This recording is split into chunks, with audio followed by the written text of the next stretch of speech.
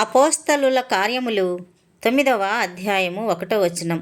సౌలు ఇంకను ప్రభు యొక్క శిష్యులను బెదిరించుటయును హత్య చేయుటయును తనకు ప్రాణాధారమైనట్టు ప్రధాన యాజకుని యొద్దకు వెళ్ళి 2 ఈ మార్గమందున్న పురుషులనైనను స్త్రీలనైనను కనుగొని ఎడల వారిని బంధించి యెరూషలేమునకు తీసుకొని వచ్చుటకు దమస్కులోని సమాజముల వారికి పత్రికలిమ్మని అడిగెను.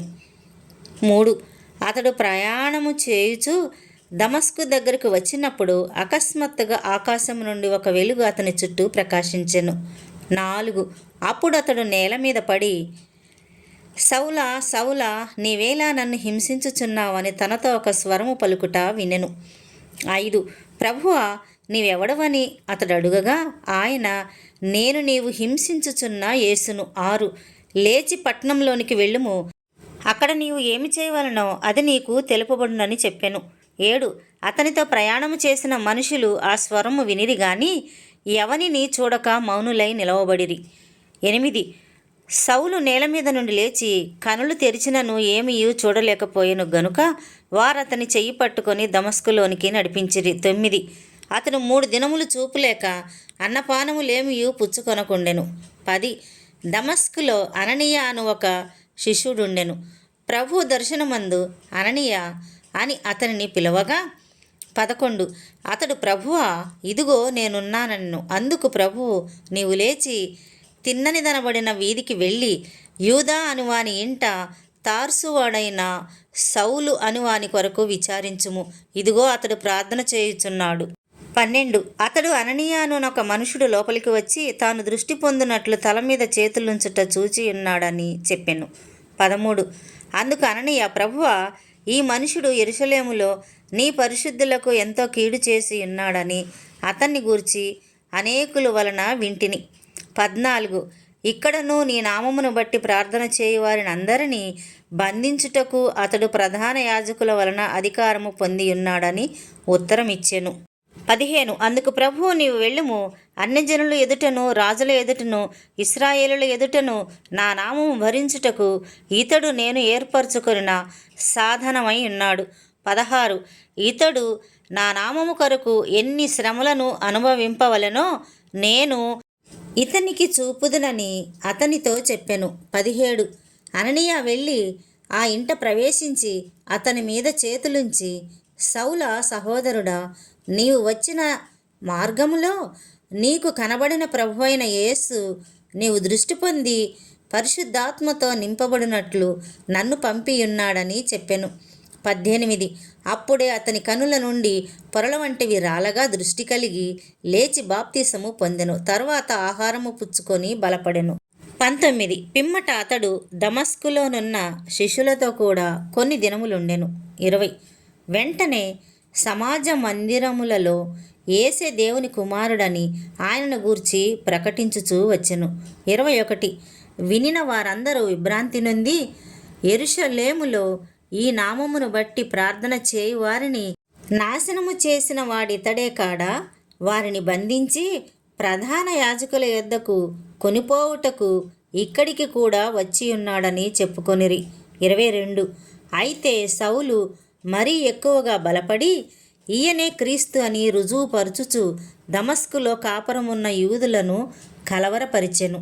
23 అనేక దినములు గతించిన పిమ్మట యూదులు అతనిని చంపనాలోచింపగా 24 వారి ఆలోచన సౌలునకు తెలియవచ్చెను. వారు అతన్ని చంపవలనని రాత్రింబగళ్ళు ద్వారముల యొద్ద కాచుకొనుచుండిరి. 25 గనుక అతని శిష్యులు రాత్రివేళ అతన్ని తీసుకొని పోయి గంపలో ఉంచి గోడ గుండా అతనిని కిందకి దింపిరి. 26 అతడు యెరూషలేములోనికి వచ్చి శిష్యులతో కలుసుకొనుటకు యత్నము చేసెను గాని అతడు శిష్యుడని నమ్మక అందరూ అతనికి భయపడిరి. 27 అయితే బర్నబా అతనిని దగ్గరికి తీసి అపోస్తలుల యొద్దకు తోడుకొని వచ్చి అతడు త్రోవలో ప్రభువును చూచెననియు ప్రభువు అతనితో మాట్లాడిననియు అతడు దమస్కులో యేసు నామమును బట్టి ధైర్యముగా బోధించననియు వారికి వివరముగా తెలియపరిచెను. 28, 29 అతడు యెరూషలేములో వారితో కూడా వచ్చుచూ పోవుచు ప్రభు నామమును బట్టి ధైర్యముగా బోధించుచు గ్రీకు భాషను మాట్లాడు యూదులతో మాటలాడుచు తర్కించుచుండెను. వారు అతనిని చంపయత్నము చేసిరి గాని 30 సహోదరులు దీనిని తెలుసుకొని అతన్ని కైసరయకు తోడుకొని వచ్చి తార్సునకు పంపిరి. 31. కావున యూదయ గలిలయ సమరయ దేశములందంతటా సంఘము క్షేమాభివృద్ధి నొందుచు సమాధానము కలిగి ఉండెను, మరియు ప్రభువునందు భయమును పరిశుద్ధాత్మ ఆదరణయు కలిగి నడుచుకొనుచు విస్తరించుచుండెను. 32. ఆ తర్వాత పేతురు సకల ప్రదేశములలో సంచారము చేయుచు లుద్దలో కాపురమున్న పరిశుద్ధుల యొద్దకు వచ్చెను. 33. అక్కడ పక్షవాయువు కలిగి 8 ఏండ్ల నుండి మంచము పట్టి ఉండిన ఐనయ్యను ఒక మనిషిని చూచి 34.